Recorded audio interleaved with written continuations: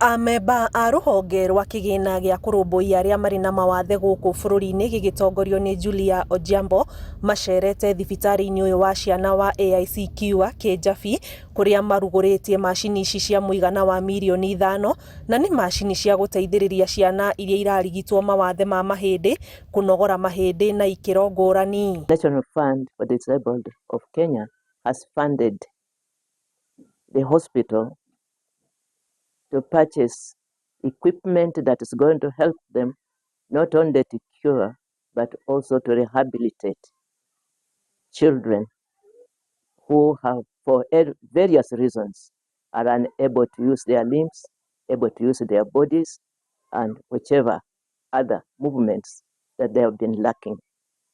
Na twĩna ngatho mũno nĩ ũndũ wa National Fund of the Disabled in Kenya gũka gũtũnyita mbaru na gũtũteithia kũgũra equipment ĩno ya gũthondeka ciana.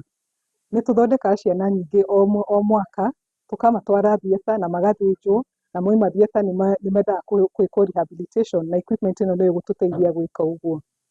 Ũrĩa tũngiuga nĩ atĩ nĩ andũ aingĩ matũĩ atĩ ciana ciao no ithondekwo, na atĩ thĩna ũcio mwana aciarĩtwo naguo to mũhaka atũre naguo. No oke athondekwo na ahote gũthiĩ cukuru ta ciana icio ingĩ na eke ũrĩa ciana ingĩ ciĩkaga. Odhiambo augĩte mathurĩte thibitarĩ ũyũ kwamũkĩra macini ici kumana na mũigana wa arwaru arĩa mokaga gũkũ, kũrĩa obitha mũrũgamĩrĩri Evelyn Mbũgua augĩte o mwaka mamũkagĩra ciana itanyihĩire 3,000 kuma icigo-inĩ ngũrani cia bũrũri irĩ na mawathe. Because this also brings together doctors specialized in physiotherapy and beyond. We have also seen them molding limbs and producing flexible limbs like, well, God would have made it.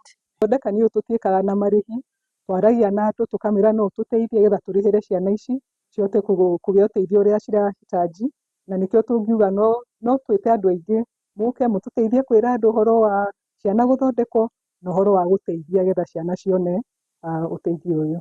Thibitarĩ ũyũ wa AIC Kiua Kĩjabi ũrũmbũyanagia na morigiti ma mĩrimũ ya ciana marĩa marabatara ũtaaramu wa marĩgĩtarĩ kĩũmbe na ũkoretwo ũkĩruta wĩra makĩria ma mĩaka 40. Ngĩribotera Inooro TV, njĩtagwo Anĩ Ngigĩ Wanyamũ.